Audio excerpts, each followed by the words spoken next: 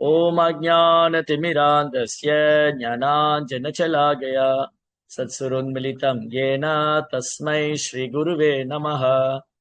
नमो ओं विष्णुपादाय कृष्णप्रेष्ठाय भूतले श्रीमदे भक्तिवेदान्त स्वामीति नामिने। नमस्ते सारस्वती देवे गौरवाणी प्रचारिणे निर्विशेष शून्यवादी पाशातदेशतारिणे। जय श्री कृष्ण चैतन्य प्रभु नित्यानंद श्री अद्वैत गदाधर श्रीवासदि गौर भक्त वृंद। हरे कृष्णा कृष्ण कृष्णा हरे हरे, हरे राम राम राम हरे हरे। ஹரே கிருஷ்ணா. பக்தர்களாருக்கு இனிமையான மாலை வணக்கம். இன்றைய பாகவத சத்சங்க வகுப்புல கலந்துட்டு இருக்கிற எல்லா பக்தர்களுக்கும் என்னுடைய பணிவான நமஸ்காரம். ஸ்ரீமத் பாகவத்தினுடைய 2ஆம் ஸ்கந்தம் 1வது அத்தியாயம். இந்த அத்தியாயத்துடைய தலைப்பு இறை உணர்வின் முதல் படி. இறை உணர்வுல, கிருஷ்ண உணர்வுல ஃபர்ஸ்ட் ஸ்டெப். இங்க டாபிக் தப்பா கொடுத்திருக்காங்க. ஹெட்லைன் சுகதேவ் கோசாமியின் வருகைங்கிறது முதல் ஸ்கந்தத்துல 19வது அத்தியாயம். இப்ப நம்ம 2ஆம் ஸ்கந்தம் போயிட்டோம். அதை கொஞ்சம் சேஞ்ச் பண்ணிக்கலாம் அப்புறமா. சரி, இப்ப 2வது ஸ்கந்தம் வந்திருக்கோம்.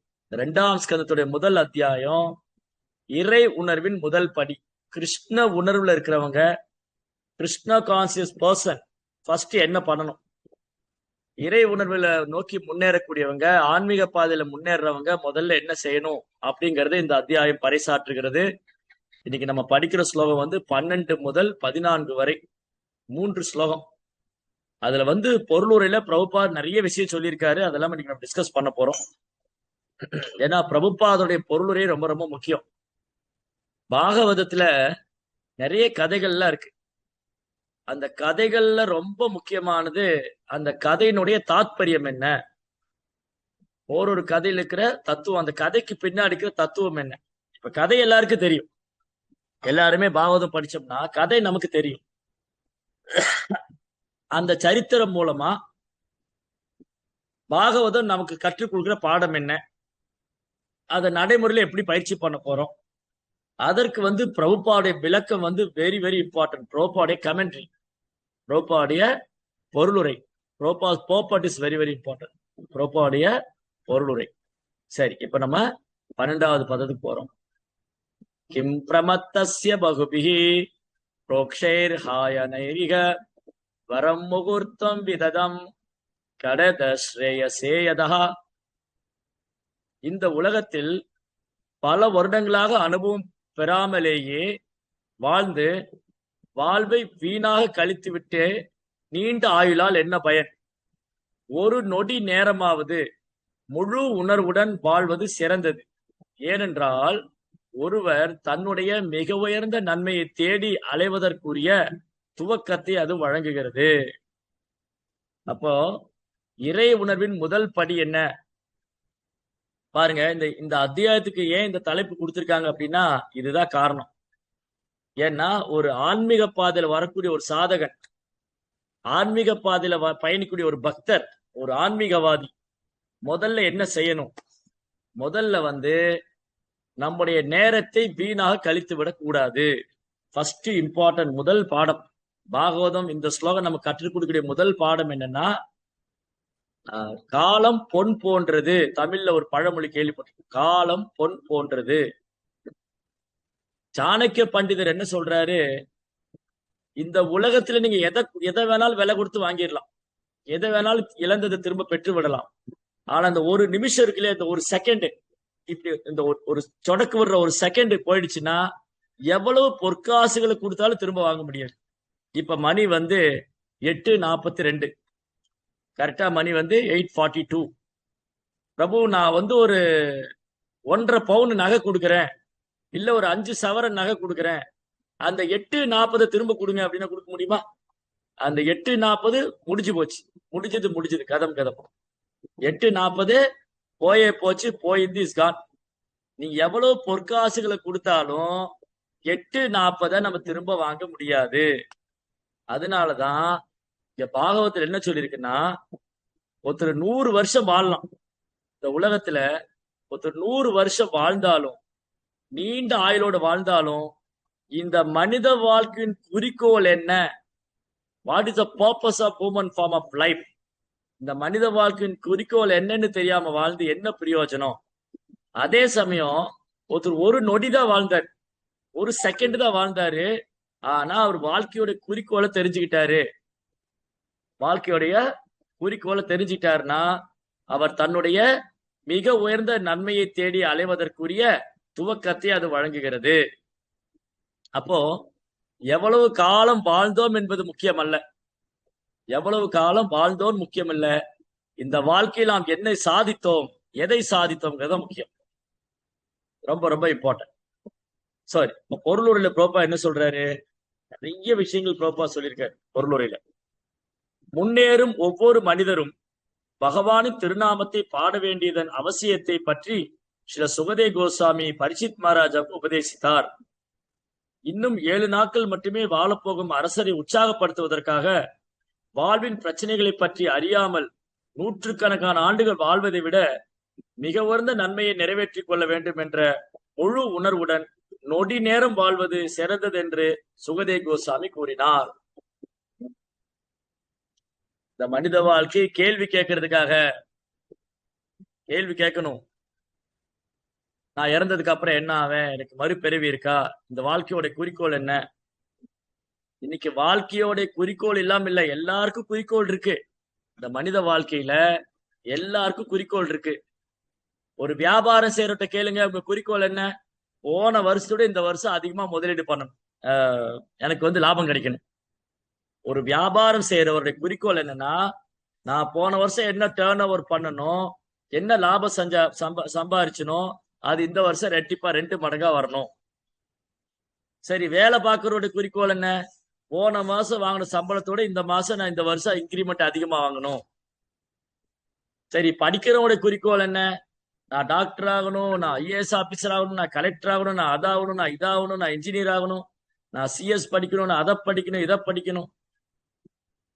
இப்படி குழந்தைகளுக்கும் குறிக்கோள் இருக்கு, இளைஞர்களுக்கும் குறிக்கோள் இருக்கு, பெற்றோர்களுக்கும் குறிக்கோள் இருக்கு, தந்தைக்கும் குறிக்கோள் இருக்கு, எல்லாருக்கும் குறிக்கோள் இருக்கு. ஆனா இந்த குறிக்கோள்ல எதை மையமா வச்சிருக்குன்னா, பெரும்பாலும் இந்த மனித சமுதாயத்துல 99% மக்கள் இந்த உடல் சார்ந்த குறிக்கோளை மட்டுமே வச்சிருக்காங்க. தட் இஸ் தேர் கோல். இன்னைக்கு ஒரு சாமானிய மனிதனை சந்திச்சு, ஐயா உன்னுடைய குறிக்கோள் என்ன? எனக்கு என்னங்க, நான் கை நிறைய சம்பாதிக்கணும், ஒரு இடம் வாங்கி வீடை கட்டணும், ஒரு நல்ல பொண்ணை கல்யாணம் பண்ணிக்கணும், குடும்பம் குழந்தை எல்லாம் பெற்றுக்கிட்டு சந்தோஷமா வாழணும். இது ஒரு சாமானிய மனிதனுடைய குறிக்கோள். அப்போ ஒவ்வொருத்தரும் இந்த மனித வாழ்க்கையை தக்க வைத்துக் கொண்டிருக்காக போராடிட்டு இருக்காங்க தன்னோட லட்சியத்தை அடையணும். ஆனா இது நம்மளுடைய உயர்ந்த குறிக்கோள் அல்ல. இது எப்படி நடக்கதான் போகுது? யாரும் வேலைக்கு போகாம இருக்கிறது இல்ல, யாரும் ஸ்கூலுக்கு காலேஜுக்கு போகாம இருக்கிறது இல்ல, யாரும் சம்பாதிக்காம இருக்கிறது இல்ல, யாரும் வியாபாரம் பண்ணாம இருக்கிறது இல்ல, எல்லாம் நடந்துகிட்டு தான் இருக்கு. ஆனா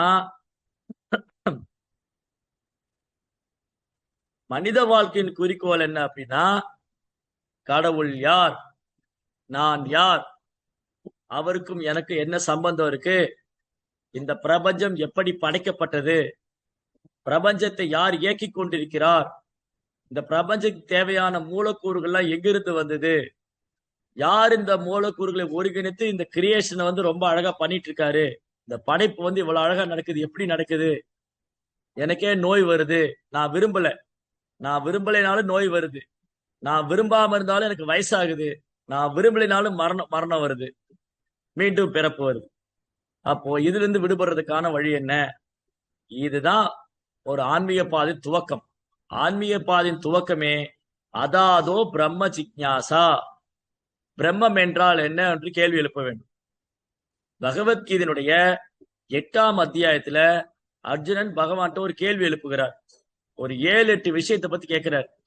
கிம் தத் பிரம்மம் கிம் அத்யாத்மம் கிம் கர்ம புருஷோத்தமா அதியஜ்ஞம் ச கிம் அதிதைவம் ச கிம் புரோக்தம் அதியஜ்ஞம் கிம் உச்சதே.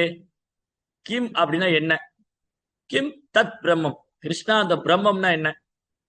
பிரம்மம் என்றால் என்ன, அத்தியாத்மிகம் என்றால் என்ன, தேவர்கள் யாரு, இந்த உடல்ல பரமாத்மா எங்கு வசிக்கிறார், அதி யஜ்யம் என்றால் என்ன, மரணத்தின் தருவாயில ஒரு ஜீவ ஆத்மா செய்ய வேண்டிய முக்கியமான கடமை என்ன, இந்த கேள்வியில அர்ஜுனன் கேட்கிறாரு. அதனாலதான் அர்ஜுனன் ரொம்ப முக்கியமான நபரா இருக்காரு. நம்ம எல்லாருக்குமே ரொம்ப முக்கியமான நபர் யாருன்னா அர்ஜுனன். ஏன்னா அர்ஜுனன் இந்த கேள்வி எல்லாம் கேட்கலைன்னா நமக்கு பதில் கிடைச்சிருக்காரு. அர்ஜுனன் இந்த கேள்வி எல்லாம் கேட்டிருக்காரு. பிரம்மம் என்றால் என்ன, தேவர்கள் யார், பரமாத்மா இந்த உடலில் எங்கே வசிக்கிறார், அதி தெய்வீகம் என்றால் என்ன, அதி யஜ்யம் என்றால் என்ன, யாகம் எதற்காக செய்யப்பட வேண்டும், யாருடைய திருப்திக்காக செய்யப்பட வேண்டும், மரணத்தின் தருவாயில உடலை விடும்போது ஒருத்தர் செய்ய வேண்டிய கடமை என்ன. ரொம்ப ரொம்ப முக்கியமான கேள்வி. வாழ்க்கைக்கு அத்தியாவசியமான மிக முக்கியமான கேள்விகளை அர்ஜுனன் எழுப்பியிருக்கார் பகவான் கிருஷ்ணன். பகவான் ஒன்னொன்னா அதுக்கு ஆன்சர் பண்ணிட்டு வருவாரு. அது எட்டாவது அத்தியாயத்துல, பகவத்கீதையுடைய 8ஆம் அத்தியாயத்துல அதை நம்ம பார்க்கலாம். சரி, இங்க மேலும் புரோபார் என்ன சொல்றாரு, பந்தப்பட்ட ஆத்மா ஆன்மீக இலக்கை அடைய வேண்டும் என்பதற்காகவே அவருக்கு மனித வாழ்வு அளிக்கப்பட்டுள்ளது என்பதை நாம் அறிய வேண்டும். இந்த முடிவை அடைவதற்கு மிகச்சிறந்த சாதனமாக இருப்பது பகவானின் நாம சங்கீர்த்தனமாகும். பந்தப்பட்ட ஆத்மாவாகிய நமக்கு, நம்ம இந்த ஜட உலகத்துல பௌதிகத்துல பந்தப்பட்டிருக்கோம், அதனால பந்தப்பட்ட ஆத்மா. 3 குணத்தினால கட்டப்பட்டிருக்கோம், அதனால கட்டுண்ட ஆத்மா. ஆன்மீக உலகத்திலிருந்து வீழ்த்துட்டோம், அதனால வீழ்ந்த ஆத்மா. We are all fallen soul, conditioned soul. நம்ம எல்லாருமே வீழ்ந்த ஆத்மா, பந்தப்பட்ட ஆத்மா, கட்டுண்ட ஆத்மா.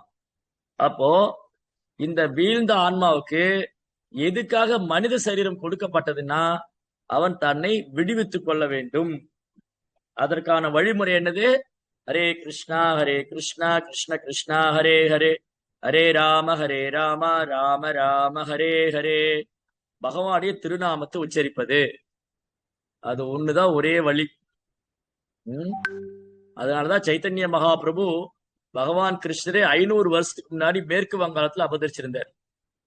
அப்போ சைத்தன்ய மகாபிரபு ஒரு முறை கிழக்கு வங்காளத்துக்கு யாத்திரை போனார். அப்ப நிமாய் பண்டிதர் சைத்தன்ய மகாபிரபு அப்ப நாம சங்கீதத்திலே துவங்கவில்லை.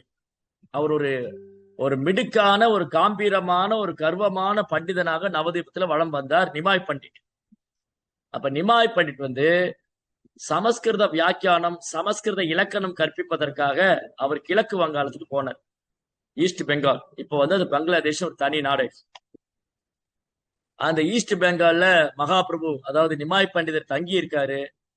இந்த மாதிரி நிமாய் பண்டிதர் கிரேட் ஸ்காலர்.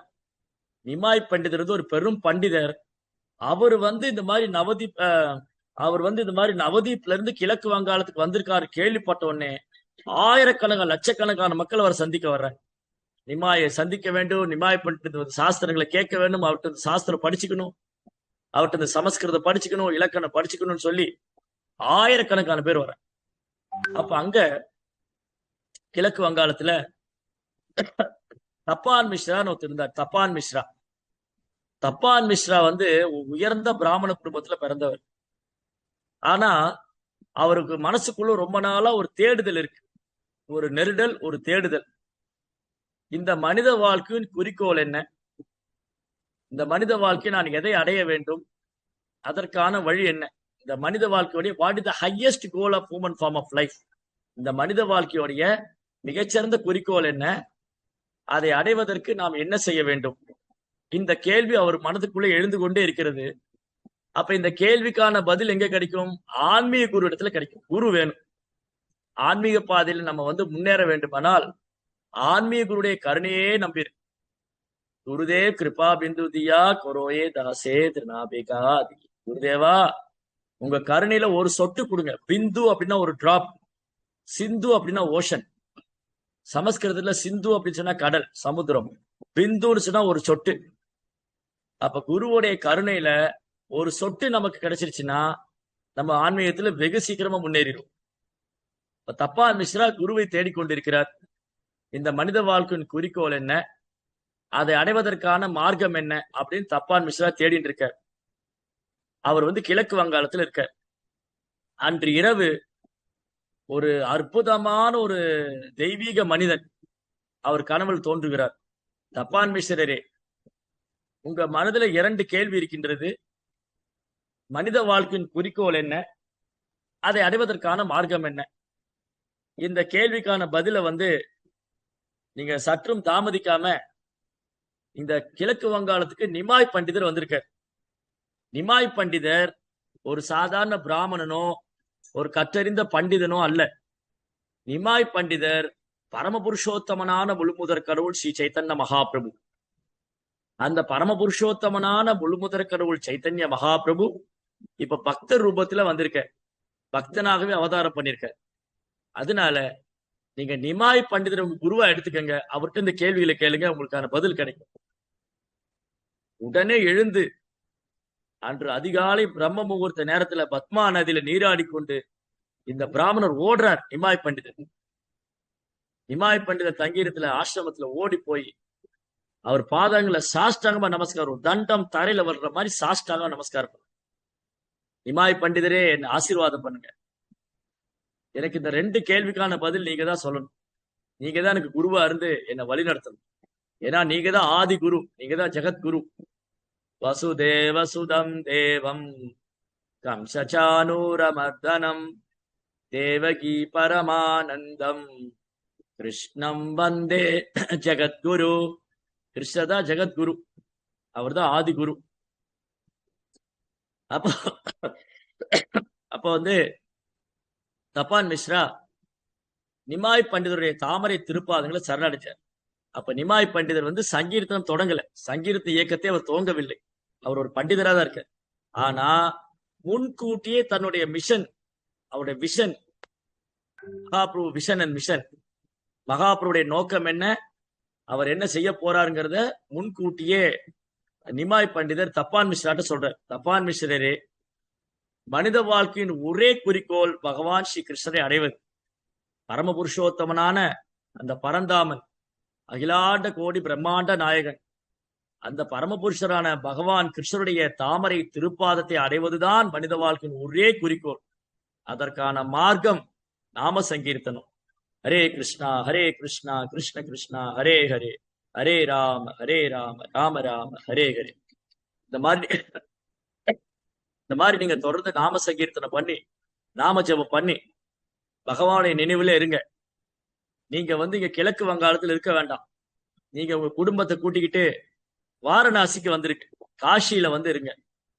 இன்னும் கொஞ்ச நாள்ல நான் சன்னியாசி எடுத்துக்கிட்டு காசிக்கு வருவேன்.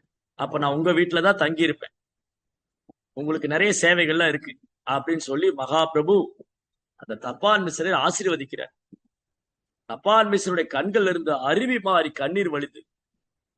அவருக்கு 5 வயசுல ஒரு குழந்தை, அந்த குழந்தைக்கு பேர் ரகுநாத். இந்த குழந்தை மகாபிரபுடைய தாமரை பாதங்களில் கண்ணீராலே அபிஷேகம் செய்து.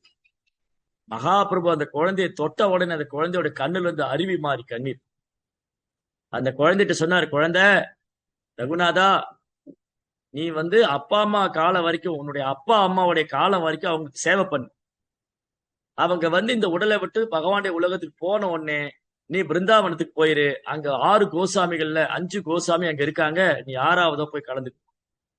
பிற்காலத்துல அந்த ரகுநாதர் தான் ரகுநாத பட்ட கோஸ்வாமியாக நம்ம சம்பிரதாயத்துல ஒரு முக்கியமான ஆச்சாரியர். தப்பான் மிஸ்ராவுடைய புதல்வன், 5 வயதிலேயே மகாபிரபுடைய ஆசீர்வாதத்தை பெற்றவர் ரகுநாத பட்ட கோஸ்வாமி. அவர் வந்து பிற்காலத்துல பிருந்தாவனத்துல வந்து ரூபகோசாமியோட சங்கத்திலிருந்து நிறைய புத்தகங்கள்லாம் எழுதி இந்த சம்பிரதாயத்துக்கு ஆகச்சிறந்த பணிகள் செய்திருக்கார் ரகுநாத பட்ட கோஸ்வாமி. அதனால மகாபிரபு நமக்கு என்ன வலியுறுத்துறார், இங்க பாகவதம் நமக்கு என்ன வலியுறுத்துதுன்னு சொன்னா, பகவானுடைய புனித நாமத்தை உச்சரிப்பதுதான் இந்த மனித வாழ்க்கையை பக்குவப்படுத்திக்கிறதுக்கான ஒரே மார்க்கம். இந்த மனித வாழ்க்கையின் குறிக்கோள் பகவான் ஸ்ரீ கிருஷ்ணரின் தாமரை திருப்பாதத்தை அடைவது.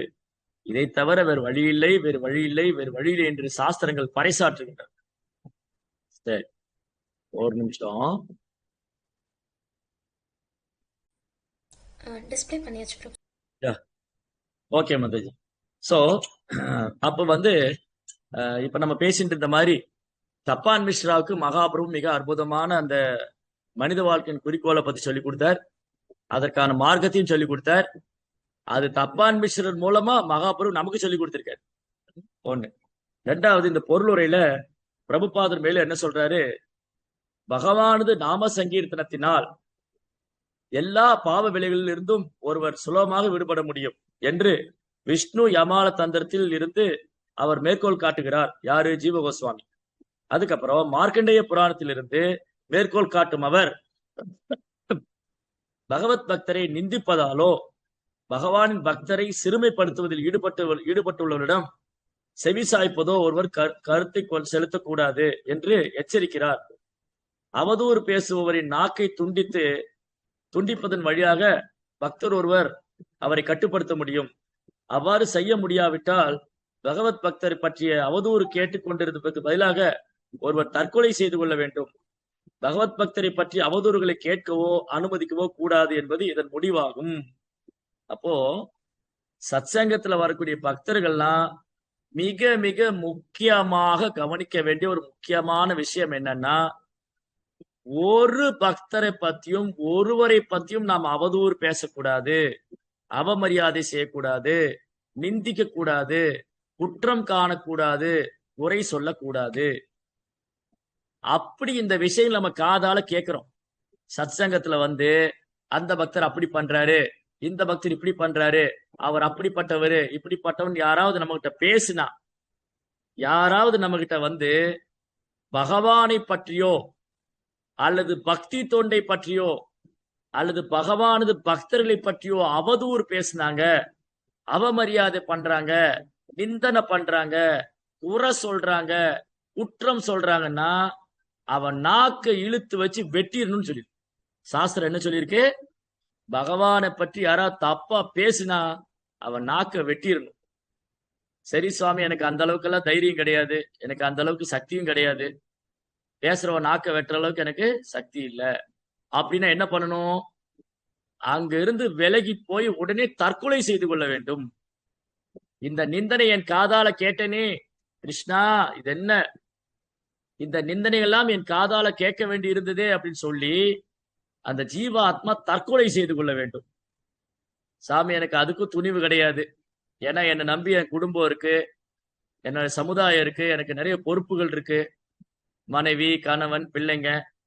அப்போ யாராவது என்கிட்ட வந்து பகவானை பற்றியும் பக்தி தொண்டை பற்றியும் பக்தரை பற்றியும் நிந்தனை சொல்றாங்க, குற்றம் சொல்றாங்க, குறை சொல்றாங்க, அவதூறு பேசுறாங்க, அபராதம் பண்றாங்கன்னா நம்மளால என்ன பண்ண முடியும் அப்படின்னா, ஒண்ணு ஆர்கியூமெண்ட் பண்ணணும், வாதிடணும். எப்படி நீங்க சொல்லலாம்? உங்களுக்கு என்ன தைரியம் இருக்கு? பகவானை பத்தி பேச உனக்கு என்னையா தைரியம் இருக்கு? உனக்கு என்ன துணிச்சல்? அப்படின்னு நம்ம சாஸ்திரத்தை எடுத்துக்கொண்டு வாதம் செய்யலாம். இந்த மாதிரி புராணங்கள் எப்படி சொல்லியிருக்கு, வேதத்துல எப்படி சொல்லியிருக்கு அப்படின்னு நம்ம நம்ம தர்க்கத்துல ஈடுபடலாம். இல்ல சுவாமி, எனக்கு அந்த மாதிரிலாம் சாஸ்திரம் தெரியாது, நான் ஒன்னும் பெருசா படிக்கல, பகவானை பற்றி யாராவது நிந்தனை பண்றாங்க, பக்தர்களை பற்றி யாராவது குறை சொல்றாங்கன்னா அதை கவுண்டர் ஆர்குமெண்ட் பண்ற அளவுக்கு, அதை எதிர்த்து வாதம் செய்யற அளவுக்கு எனக்கு சக்தி இல்லைன்னா, அப்போ என்னால அவன் நாக்கை இழுத்து வச்சு வெட்டவும் முடியாது, அது செய்ய வேண்டாம், அது ரொம்ப கொடூரமான செயலா இருக்கு. சரி, தற்கொலை பண்ணிக்கலாமா? அதுவும் வேண்டாம், அதுவும் ரொம்ப மோசமான செயலா இருக்கு. என்ன பண்ணலாம்? நம்ம ஒண்ணு செய்யலாம், காதை பொத்தி கொண்டு அங்கிருந்து ஓடி விடலாம். யாராவது பகவானை பற்றியோ பக்தர்களை பற்றியோ பக்தி தொண்டை பற்றியோ நிந்தனை செய்யறாங்க, அவதூறு பரப்புறாங்க, அபராதம் செய்யறாங்க, குற்றம் பேசுறாங்க, குறை சொல்றாங்கன்னா அந்த இடத்துல ஒரு நொடி கூட இருக்க கூடாது. காதை பொத்திட்டு கிருஷ்ணா கிருஷ்ணா கிருஷ்ணன் அங்கிருந்து ஓடிடும். இது நம்மளால பண்ண முடியும். இந்த வார்த்தைகளை காதுல உளறதுக்கு அனுமதிக்கவே கூடாது, அங்கிருந்து ஓடிடும். பின்ன ஆர்கியூ பண்றது, தற்கொலை பண்ணிக்கிறது, இதெல்லாம் வந்து அவ்வளவு ஃபேவரபிளா இல்லை, அது நமக்கு பாசிபிளா இல்லை. அதனால அதை நம்ம விட்டுருவோம், அதை ரொம்ப ஆராய்ச்சியில பண்ண வேண்டாம். நம்ம என்ன பண்ணலாம்? காதை பொத்திட்டு அங்கிருந்து ஓடிடலாம். பாருங்க, யாராவது நம்ம கிட்ட வந்து அந்த பக்தர் அப்படி, இந்த ஐயா இருங்க, இதெல்லாம் கேட்கறதுக்கு நேரம் கிடையாது, பாகவத்தில என்ன படிச்சீங்க, பகவத்கீதை நீங்க சத்சங்கத்துல என்ன தெரிஞ்சிட்டீங்க, அட்வான்ஸ் கிளாஸ் பாகத்துல உங்களுக்கு என்ன சொல்லி, அதை மட்டும் சொல்லுங்க. அதை இந்த காதை நான் திறந்து வச்சு கேட்பேன். பகவானது நாம ரூப குணாதிசயங்கள், பக்தர்களது கல்யாண குணங்கள், பக்தி தொண்டோட மகிமைகளை பேசுங்க. என் 2 காதையும் திறந்து வச்சு நான் கேட்க தயாரா இருக்கேன். ஆனா இந்த டாபிக் அவுட் ஆஃப் டாபிக், இந்த தலைப்புக்கு நேர்மாறான வெளி தலைப்பு ஏதாவது பேசுனீங்கன்னா எனக்கு நேரம் கிடையாது, சாரி, எனக்கு அதுக்கான நேரம் இல்ல. காதை பொத்திட்டு ஹரே கிருஷ்ணா அங்கிருந்து ஓடிடு, அவ்வளவுதான். இந்த அளவுக்கு நம்மளால செய்ய முடியும். அடுத்து மேலும் பிரபா சொல்றாரு, யார் ஒருவருடைய நாமமும் பகவானின் நாமத்துக்கு ஈடாகாது. எந்த தேவதையுடைய நாமமும் பகவானுடைய நாமத்துக்கு ஈடாகாது. அது ஓம் சிவாய நமக இருக்கலாம், அல்லது ஓம் கணபதியே நமகன் இருக்கலாம், ஓம் கார்த்திகேயா நமகன் இருக்கு. நிறைய வேத மந்திரங்கள், நிறைய மந்திரங்கள் இருக்கு. ஓம் சிவாய நமக, ஓம் கணபதியே நமக, ஓம் கார்த்திகேய நமக, ஓம் சத்தியே நமக, பல தேவதையோட நாமம் இருக்கு. அந்த எந்த நாமமும், எந்த தேவதையோட நாமமும் ஹரே கிருஷ்ணா கிருஷ்ண கிருஷ்ண ஹரே ஹரே, ஹரே ராம ராம ராம ஹரே ஹரே, இந்த மகா மந்திரத்தோடு ஒப்பிடவும் முடியாது, ஒப்பிடவும் கூடாது. எந்த தேவதையுடைய மந்திரத்தையும் நாமத்தையும் பகவான் கிருஷ்ணனுடைய புனித நாமத்தோடு கம்பேர் பண்ணவும் கூடாது. அதை விட உயர்ந்ததாகவும் நினைக்க கூடாது.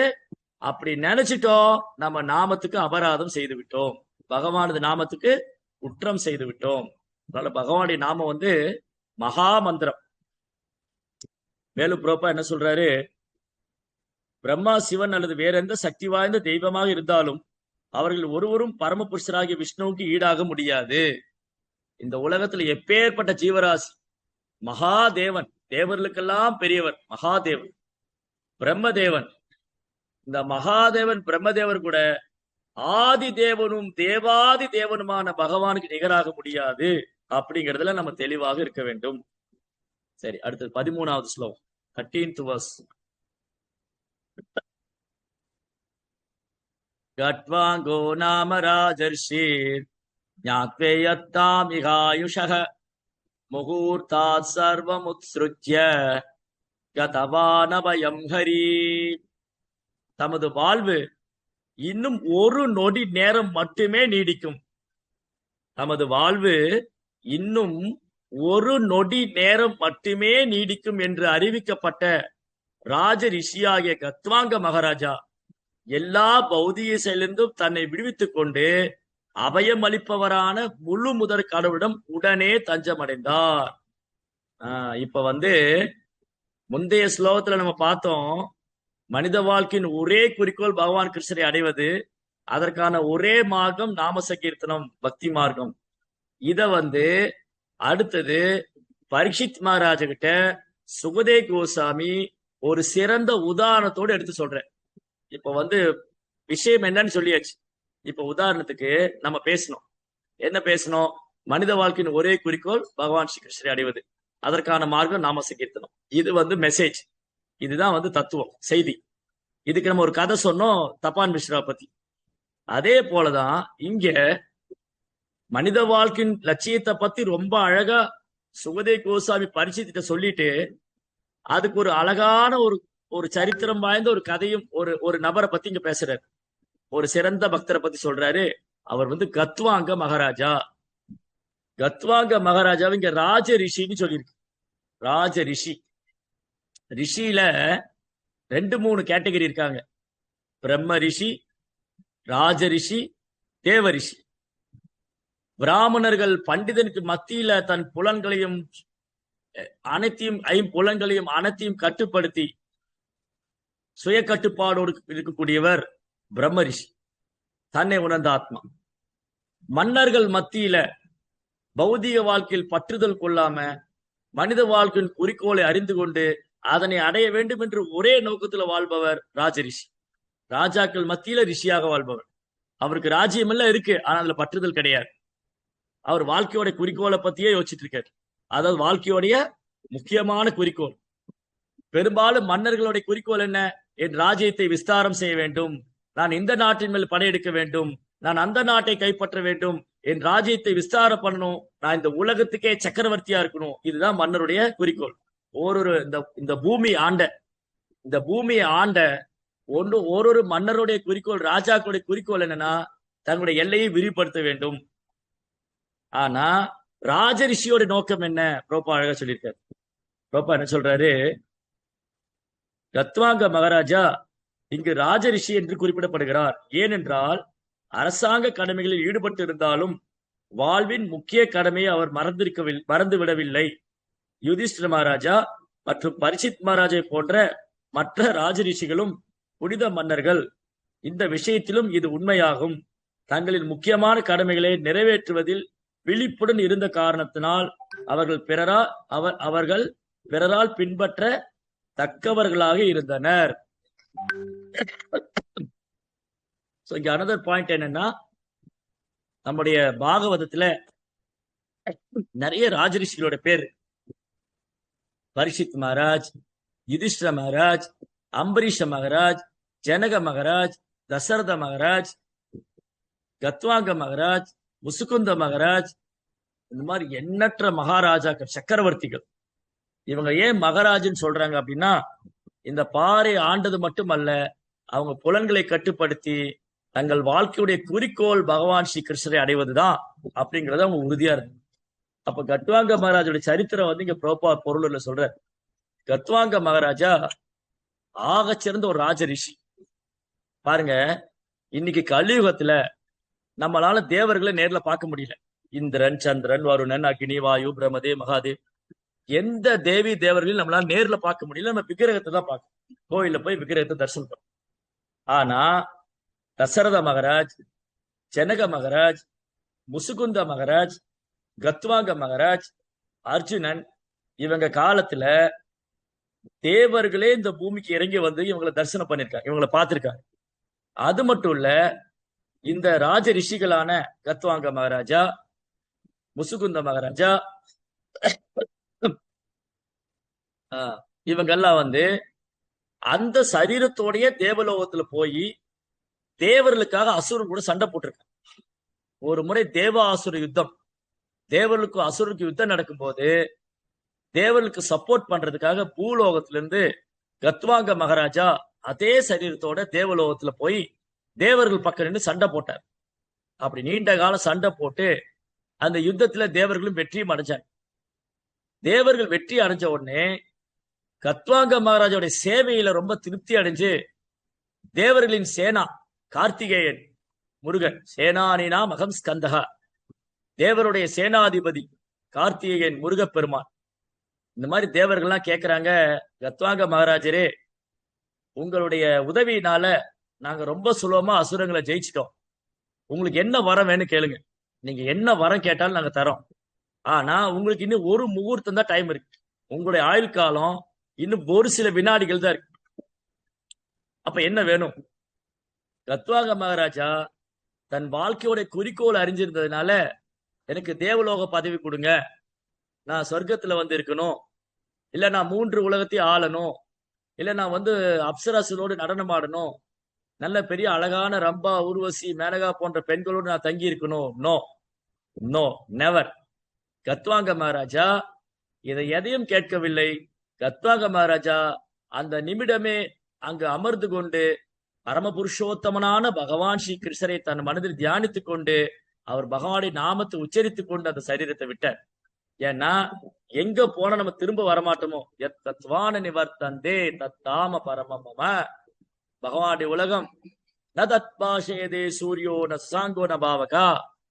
பகவானுடைய உலகத்துல சூரியன் தேவையில்லை, சந்திரன் தேவையில்லை, மின்சாரம் தேவையில்லை, அது சுய பிரகாசம் உடையது. அங்க ஒருத்தர் போயிட்டா திரும்ப வர வேண்டியதில்லை. அதே சமயத்துல பகவான் சொல்ற, பிரம்ம புவனா லோகா புனராவர்த்தினோ அர்ஜுனா மாமு பேத்தத்து கௌந்தேயா புனர்ஜன்ம ந வித்யதே. இந்த உலகத்துல மிக உயர்ந்த கிரகமான பௌதிக கிரகத்திலேயே மிக உயர்ந்த கிரகமான பிரம்மலோகம் வரைக்கும் ஒருத்தர் போனாலும், சொர்க்கலோகத்தில தாண்டி பூர் புவ ஸ்வாகா, பூர்லோகம், புவர்லோகம், சொர்க்கலோகம், ஜனலோகம், தபலோகம், மகரலோகம், இதெல்லாம் கடந்து ஒருத்தர் மிக உயர்ந்த கிரகமான பிரம்மலோகத்துக்கு போனாலும் பிறப்பு இறப்பிலிருந்து விடுபட முடியாது. பிரம்ம புவனா லோகா புனராவர்த்தினோ அர்ஜுனா, பிறப்பு இறப்புல இருந்து விடுபட முடியாது. ஆனா மாமு பேத்தெத்து கௌந்தேயா, ஓ குந்தியின் மகனே, என்னுடைய உலகை யார் அடைகிறார்களோ புனர்ஜென்ம ந வித்தியது, அவங்க மீண்டும் பிறக்க வேண்டிய அவசியம் கிடையாது. So Khatvanga Maharaja so intelligent. Khatvanga Maharaja, நான் ஏன் புண்ணியத்தை அனுபவிக்கணும், நான் ஏன் தேவலோகத்துக்கு போகணும், என் புண்ணியம் முடிஞ்சா திரும்பி ஜட உலகத்துல வந்துருவேன், இல்ல திரும்ப இந்த பூலோகத்துல பிறப்பேன், அப்ப எனக்கு அது வேண்டாம், எனக்கு இந்த மீண்டும் பிறவா நிலை அடைய வேண்டும், நான் பகவானுடைய தாமரை திருப்பாதங்களை அடைய வேண்டும். அந்த குறுகிய நேரம், ஒரு முகூர்த்தம், சில வினாடிகள் அந்த பயன்படுத்தி கொண்டு கத்வாங்க மகாராஜா அவர் பகவானுடைய தாமரை திருப்பாதங்களை தியானம் செய்து பகவானுடைய லீலை நாமத்தை ஜபம் செய்து அவர் பகவானுடைய உலகத்துக்கு திரும்ப போனார். பிரபுபா ரொம்ப அழகா சொல்றாரு பொருளுரையில, கத்வாங்க மகாராஜா மறுபிறவிக்கு தம்மை தயார்படுத்திக் கொள்ள வேண்டியிருந்ததால் தேவனிடமிருந்து சில பௌதிக நன்மைகளை திரட்டுவதில் அவ்வளவு ஆவல் உள்ளவராய் இருக்கவில்லை. அவருடைய வாழ்வு இன்னும் ஒரு நொடி பொழுது மட்டுமே நீடிக்கிறது என்று தேவர்கள் அறிவித்தனர். உயர்ந்த சுகபோகங்களை கொண்ட சொர்க்கலோகத்திலிருந்து உடனே வெளியேறி இந்த பூமியை நோக்கி கீழே இறங்கி வந்து இங்கு இருக்கும் போது அபயம் அளிப்பவரான முழுமுதற் கடவுளிடம் அவர் பூர்ண சரணாகதி அடைந்தார். அவரது பெரும் முயற்சியில் வெற்றி அடைந்து இறுதியில் முக்தியும் பெற்றார். ஒரு நொடி பொழுதேயான அந்த ராஜரிஷியின் முயற்சி வெற்றியுடையதானது. ஏனென்றால் தமது முக்கிய கடமையில் அவர் எப்பொழுதும் முழு கவனத்துடன்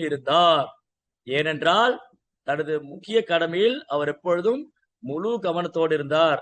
அப்ப மனித வாழ்க்கையின் முக்கிய கடமை பகவானுடைய தாமரை திருப்பாத்தை அடைவது. இதில் நான் முழு கவனமா இருக்க வேண்டும். அதாவது நம்மள யாராவது தூக்கத்துல எழுப்பி இங்க யார் இருக்காங்க, நிறைய பேர் இருக்காங்க, யாரோ ஒரு பேர் ஜெயஸ்ரீ மாதாஜி தூங்கிட்டு இருந்தாங்க. தூக்கத்துல எழுப்பி, ஜெயஸ்ரீ மாதாஜி உங்க வாழ்க்கையுடைய குறிக்கோள் என்ன அப்படின்னு கேட்டா டக்குன்னு சொல்லணும், நான் கிருஷ்ணாட்ட போகணும். உஷா மாதாஜி உங்க வாழ்க்கையின் குறிக்கோள் என்ன, கிருஷ்ணாட்ட போகணும். மாலதி மாதாஜி வாழ்க்கையின் குறிக்கோள் என்ன, கிருஷ்ணாட்ட போகணும். அப்போ இது தூக்கத்துல எழுப்பி கேட்டாலும் சொல்லணும், நான் கிருஷ்ணாட்ட போகணும். அதுல முழு கவனத்தோட இருக்கணும், அதற்கான முயற்சி செய்யணும். மேலும் பிரபுபார் என்ன சொல்றாரு பாருங்க, ரொம்ப அழகா சொல்றாரு. மேலும் பிரபுபார் என்ன சொல்றாரு, இவ்வாறாக ஸ்ரீமத் பாகவதத்தின் உரிவில் உள்ள பகவான் ஸ்ரீ கிருஷ்ணரின் பெருமைகளை கேட்பதெனும் முக்கியமான கடமையை நிறைவேற்றுவதற்கு பரிசித் மகாராஜனுக்கு 7 நாட்கள் மட்டுமே மீதம் இருந்த போதிலும் மாமுனிவர் சுகதேவ் கோசாமி அவரை உற்சாகப்படுத்தினார். பகவானின் விருப்பத்தினால் பரிசித் மகாராஜா உடனே மகாமுனிவர் சுகதேவ் கோசாமியை சந்தித்தார். மேலும் அவரால் விட்டு செல்லப்பட்ட ஆன்மீக வெற்றியின் ரகசியம் ஸ்ரீமத் பாகவதத்தின் வடிவில் சரியாக விளக்கப்பட்டுள்ளது. அப்போ இங்க முக்கியமான பாயிண்ட் நம்ம கவனிக்க வேண்டியது என்னன்னு சொன்னா, கத்வாங்க மகாராஜாவுக்கு ஒரு முகூர்த்தம் மட்டும்தான் இருந்தது. பரிசித் மகாராஜாவுக்கு 7 நாள் இருந்தது, இன்னும் 7 நாள். அதனால சுகதேவ் கோசாமி சொல்றாரு, பரிசித் மகாராஜா, கத்வாங்கனுக்கு ஒரு முகூர்த்தம் தான் இருந்தது, உனக்கு 7 நாள் இருக்கு. அதனால இந்த 7 நாளும் நீ பகவானுடைய நாம ரூப குணாதிசயங்களை கேட்க வேண்டும், பாட வேண்டும், ஜபிக்க வேண்டும். அப்புறம் அவரே பர்சனலா சுகதேவ் கோசாமியே பகவான் லீலைகளை பற்றி பேசினார். எப்படி கத்வாங்க மகாராஜா ஒரு முகூர்த்தத்துல பகவான் மேல தன் மனதை பதித்து பகவானுடைய ராஜ்யத்துக்கு போனாரோ, அதே போல பரிசித் மகாராஜா 7 நாட்கள் பகவானை பற்றி கேட்டு தன் மனதை பகவானுடைய தாமரை திருப்பாத்து பதித்து அவர் திரும்ப பகவான்கிட்ட போனார். அப்போ பரிசித் மகாராஜா என்ன கேட்டார், சுகதேவ் கோசாமி என்ன பேசினார், அது பாகவதத்தில் இருக்கு.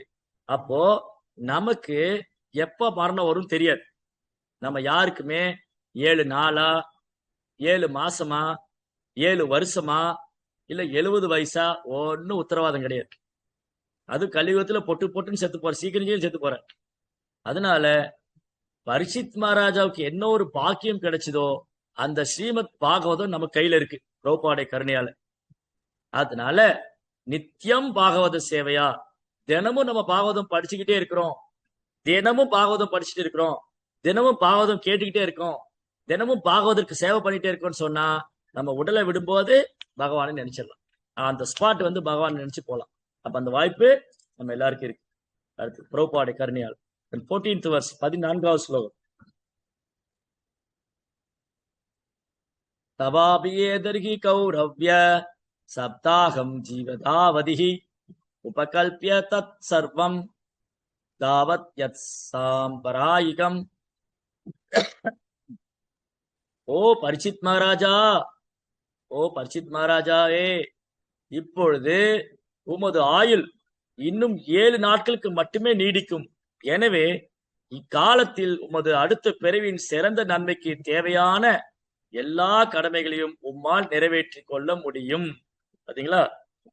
அதனால இங்க என்ன சொல்றாரு, கத்வாங்க மகாராஜாக்கு அது ஒரு முகூர்த்தம் தான் இருந்தது. நீ ரொம்ப பாக்கியம் பண்ணிருக்கியா, 7 நாள் இருக்கு. அதனால அந்த 7 நாளும் கேட்டுட்டே இரு. அது அவரே பர்சனலா சொல்றாரு. இப்போ பொருள் உள்ள ப்ரோப்பா என்ன சொல்றார், சுகதே கோசாமி மிக குறுகிய காலத்துக்குள் அடுத்த பிறவிக்கு தம்மை தயார் செய்து கொண்ட கத்வாங்க மகாராஜின் உதாரணத்தை மேற்கோள் காட்டிய பிறகு, பரிசித் மகாராஜன் மரணத்துக்கு இன்னும் 7 நாட்கள் இருப்பதால் இந்த கால அவகாசத்தை பயன்படுத்தி அடுத்த பிறவிக்கு தன்னை பரிசித் மகாராஜா சுலபமாக தயார் செய்து கொள்ள முடியும் என்று கூறி பரிசித் மகாராஜனை அவர் உற்சாகப்படுத்தினார். பரிசித் மகாராஜா அவருடைய வாழ்நாளில் மீதமுள்ள இன்னும் 7 நாட்களுக்கு பகவானை பற்றி கேட்டு அவரிடம் சரணாகதி அடைய வேண்டும் என்று அந்த கோசாமி கூறினார். வேறு விதமாக கூறுவதனில் பரிசித் மகாராஜிடம் சுகதே கோசாமி கூறியதை போன்று ஸ்ரீமத் பாகவதத்தை கேட்பதன் மூலமாக மறுபிறவிக்கு தன்னை ஒருவர் சுலபமாக தயார் செய்து கொள்ளலாம். இங்க பாயிண்ட் என்னன்னா, நம்ம கிருஷ்ணாட்ட திரும்ப போகணும் அப்படின்னா பாகவதம் கேட்கணும், பாகவதம் படிக்கணும். That is very very important. Okay, இதுதான் இன்னைக்கு பாடம். இன்னைக்குள்ள பாடம் என்னது, நம்ம வாழ்க்கையின் குறிக்கோள் பகவான் ஸ்ரீ கிருஷ்ணரை அடைய வேண்டும். அதற்கான ஒரே மார்க்கம் நாம சங்கீர்த்தனம். அதுக்கான சிறந்த உதாரணம் கத்வாங்க மகாராஜா, பரிஷித் மகாராஜா. ஸ்ரீமத் பாகவதம் நம்ம கையில இருக்கு. குருமார்கள் இன்னும் இருக்காங்க, குருமார்களுடைய வழிகாட்டுதல் இருக்கு, பக்தர் சங்கம் இருக்கு. இதை நாம் பயன்படுத்தி கொண்டால் நம்மை விட பாக்கியசாலி யாரும் கிடையாது. ஹரே கிருஷ்ணா. தந்திரா. ஸ்ரீமத் பாகவதம் கி ஜெய். ஸ்ரீல பிரபுபாத் கி ஜெய்.